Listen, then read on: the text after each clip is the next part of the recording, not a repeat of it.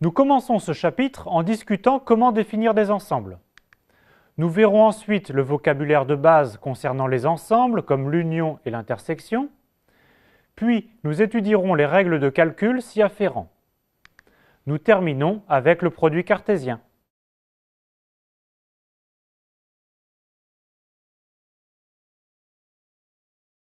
Au début du XXe siècle, un éminent professeur peaufinait la rédaction du second tome d'un ouvrage qui souhaitait refonder les mathématiques sur des bases logiques.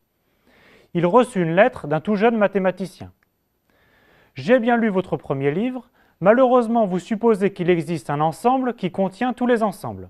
Un tel ensemble ne peut exister. » S'ensuit une démonstration de 2 lignes. Tout le travail du professeur s'écroulait. Ce paradoxe a été popularisé par l'énigme suivante. Dans une ville, le barbier rase tous ceux qui ne se rasent pas eux-mêmes. Qui rase le barbier? La seule réponse valable est qu'une telle situation ne peut exister.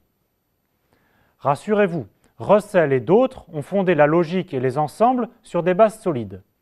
Cependant, il n'est pas possible dans ce cours de tout redéfinir. Heureusement, vous connaissez déjà quelques ensembles.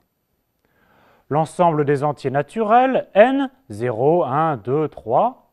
L'ensemble des entiers relatifs, z, 0, plus 1, moins 1, plus 2, moins 2, etc. L'ensemble des rationnels, q, c'est-à-dire l'ensemble des quotients p sur q avec p et q entiers. L'ensemble des réels, par exemple 1, racine de 2, pi, etc. Et enfin, l'ensemble des nombres complexes, c.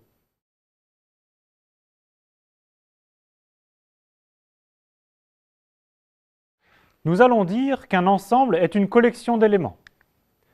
Par exemple, 0 et 1, rouge et noir, ou 0, 1, 2, 3, etc., qui est l'ensemble des entiers naturels n.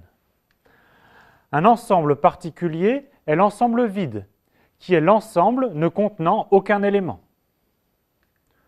On note x appartient à E si x est un élément de l'ensemble E.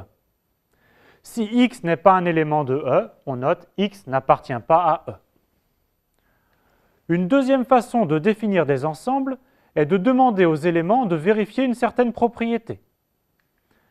Par exemple, on définit ainsi l'ensemble des réels x qui vérifie valeur absolue de x moins 2 plus petit que 1. De même pour l'ensemble des nombres complexes z, tels que z à la puissance 5 est égal à 1. Enfin, l'ensemble des réels compris entre 0 et 1 s'écrit aussi comme l'intervalle 0,1.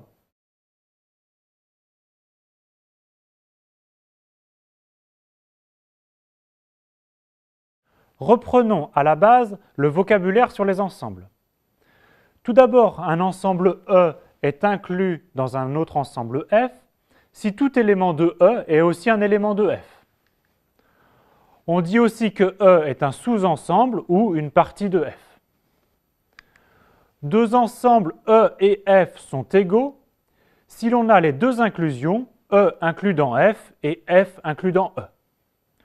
En termes d'éléments, tout élément de E est aussi un élément de F, et réciproquement, tout élément de F est aussi un élément de E. Nous noterons P de E, l'ensemble des parties de E. Par exemple, si E est constitué des éléments 1, 2 et 3, alors il y a 6 parties inclus dans E. Les singletons 1, singleton 2, singleton 3, les paires 1, 2, la paire 1, 3, la paire 2, 3, et on n'oublie pas l'ensemble vide qui est inclus dans tout ensemble, ni l'ensemble E tout entier qui est inclus dans lui-même.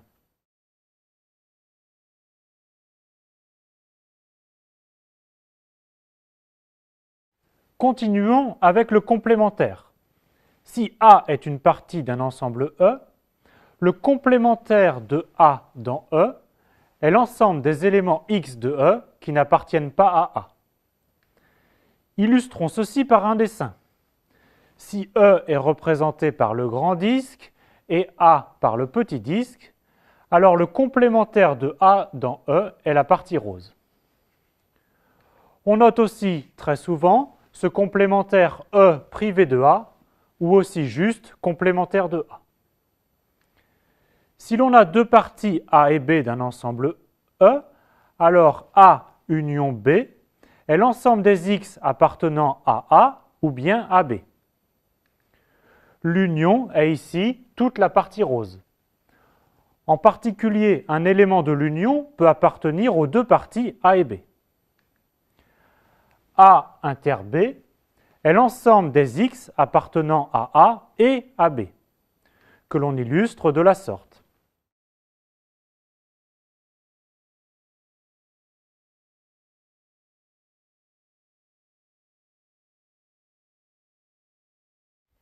Voici quelques règles de calcul avec les ensembles.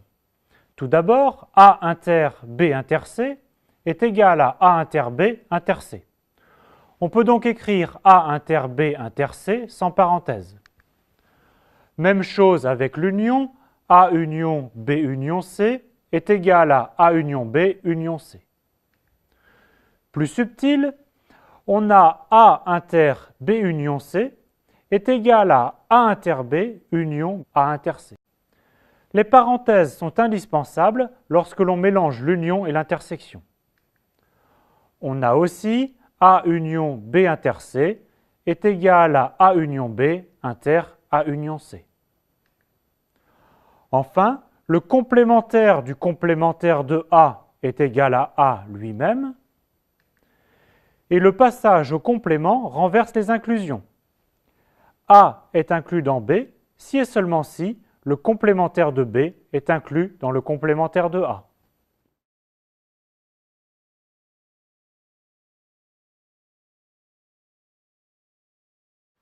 Le complément échange aussi union et intersection.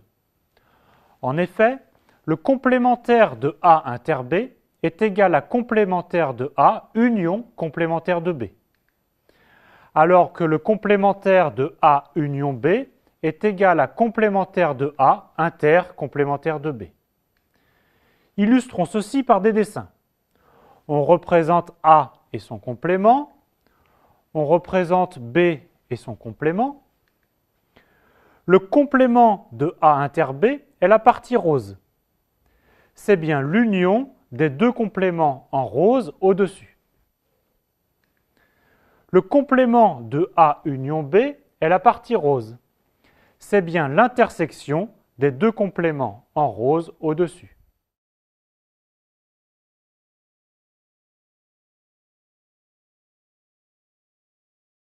Voyons comment s'effectue l'épreuve. Nous allons montrer A inter B union C est égal à A inter B union A inter C.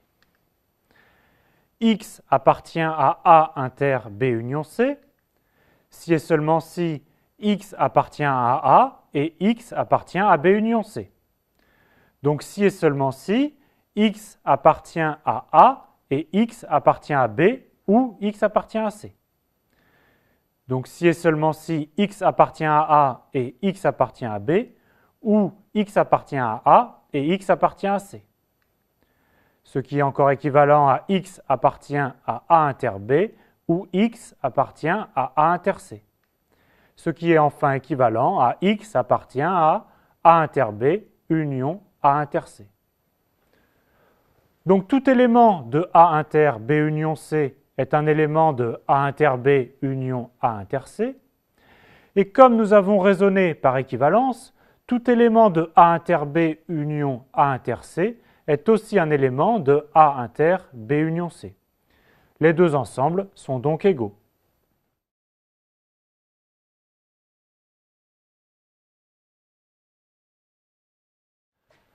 Montrons également la propriété complémentaire de A inter B est égale à complémentaire de A union complémentaire de B.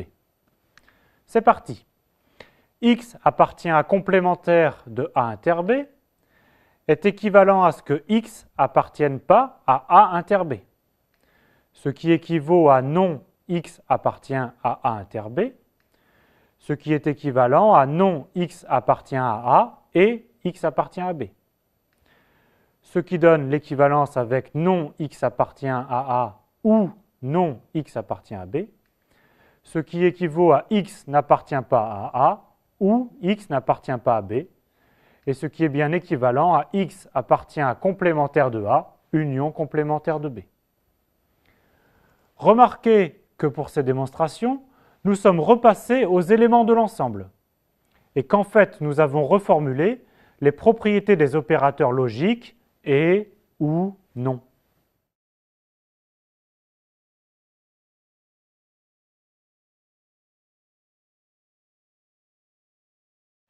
Il nous reste à définir le produit cartésien de deux ensembles E et F.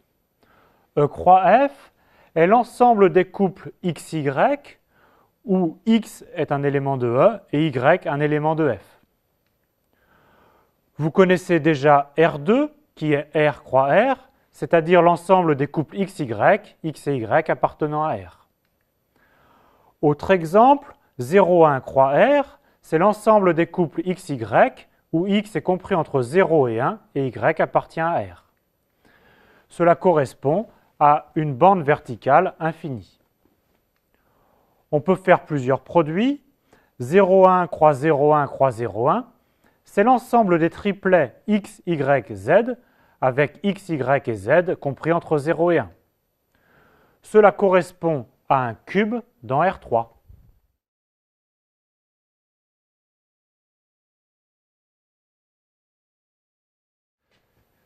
Travaillez les bases en profondeur avant de poursuivre.